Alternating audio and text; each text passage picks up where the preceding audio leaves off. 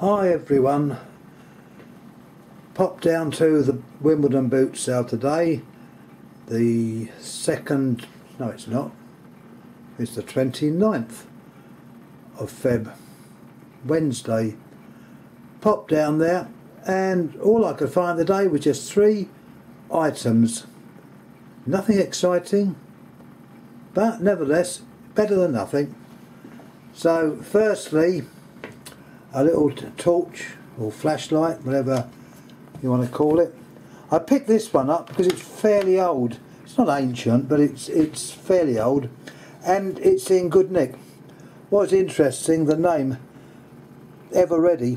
Now this I know from the way it's written is actually an American torch. It takes the 6-volt battery with the 2 springs on top. 6 volts. It's actually still working and it's clean inside. There she goes, she's working fine.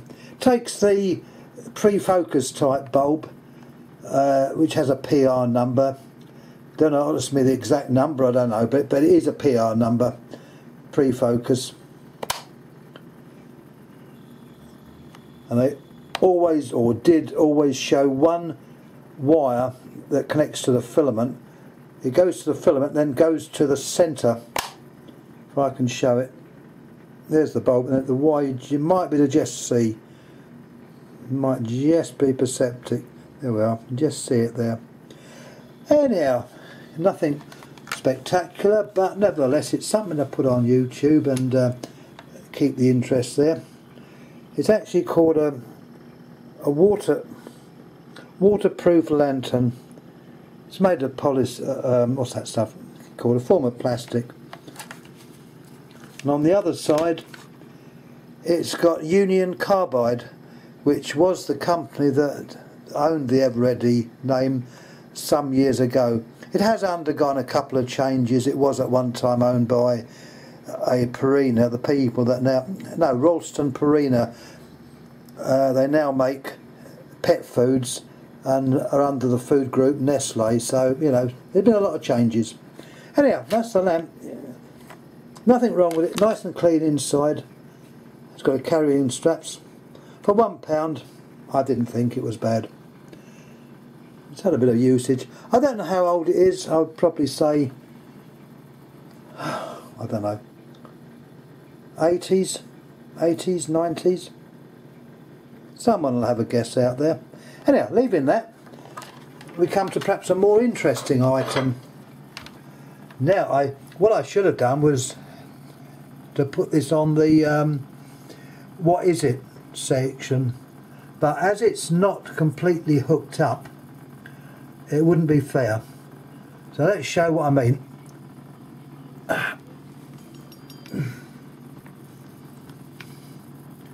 The motor works on the mains frequency. In here you've got a coil which acts on the disc. It works very similar to a watt meter. If you look at a watt meter, it's the other way round, but it revolves, and this is the same idea. All this is just a metal disc which goes between the pole faces. And I don't know if you can just see it down there or not. It's not very clear, but the 2 pole faces, which is energised. It's a form of induction motor. Now, what's it for? Aha. Now, I should say, to be fair, this is as I found it. It has not been restored, cleaned, or anything.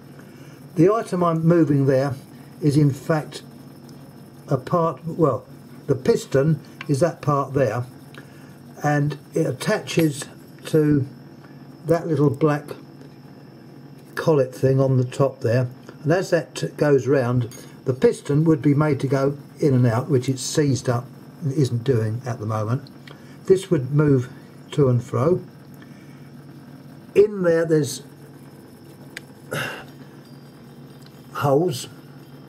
That's the other surface it runs on. This is actually held in by a spring, so the spring tension holds that firm. and it goes round. As it does that, the piston goes up and down, and out of one of these holes comes air. One sucks in and the other blows, and exactly the same the other side, and that is also disconnected because that's seized.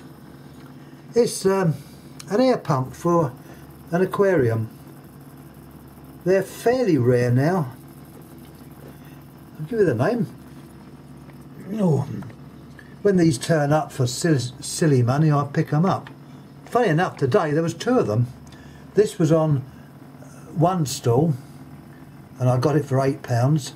There was another one on another stall, which was really knocked about, and he wanted 15, so I only picked up one. Let's have a look at the name. Some of you might recognise it, particularly in England. Fish Keepers. It's made by Metcalfe Brothers Limited, Cranbrook Road, Potter's Bar. And what it's called a high flow. Oops. As I chop the camera. There we are. There's the name on there. On the base, there's the base.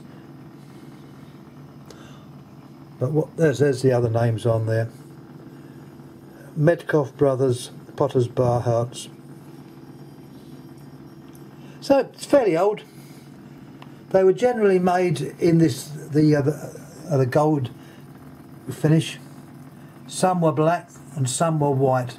I've got several of these. As I say, they do hold their value, and they're an interesting item to collect. Well, amongst all my other junk. But they're a high flow pump. Perhaps the oldest item that turned up today was this strip light. Now, officially a strip light is a lamp as such, which has a tungsten filament. It is an incandescent lamp. A lot of people use the term to describe more or less any lamp that's in a tube form. The fluorescent lamps may be a strip light, but officially they're not what you'd call a strip light. This is a strip light. I've showed you the French ones, which are slightly different. This one I haven't even tried. It's just as it came, the lamp was in there. I can have a look at the etch, and there's the etch. It's a 60 watt Mazda 240 volt K6. Now there is someone out there that will know that date. It's also in little dots. I mentioned this before, and I think Ethan showed a compact lamp with the same type of dotting on it. Must be the way they print them now. So there we are, Mazda lamp 6, 60 watt. The fitting it came out of is rather, well, it could be made better. There's one of the terminals that holds the lamp in. The other terminal's in there. There's the other terminal. The lamp just slots in, and the cover pops over like so. It should pop over like so. There it is. Holds the lamp in and prevents fingers touching and getting shock. This would have been used in a bathroom light because there's a socket there which takes the American and the British 5 amp 2 pin. You may just fit the European 2 pin in, but the idea of that would be to plug your electric razor in. So it would be above either a sink, wash hand basin, and it was an early form of light and razor point. Looking at the other side, the wire going into it I've actually chopped off. It's brown and blue, which is the new code. Well, new, it's been going for quite a while, but the wire inside, red, that was the old code. So this gives you some idea of the age. I don't exactly know when we changed over. It's a few years ago now. It's made of white bakelite and it says Empire. Now I know that stuff that had the name Empire on was often made, at that time Hong Kong was in the British Empire, so they were able to use the name Empire. I'll turn it round and see what I mean. I think it will show up. Does that show? I think that will show up. There we are. Number 7110 Empire. And a lot of products that were sold by the good old Woolworths store, that's FW Woolworths, would buy in stuff from Hong Kong, and it was branded Empire.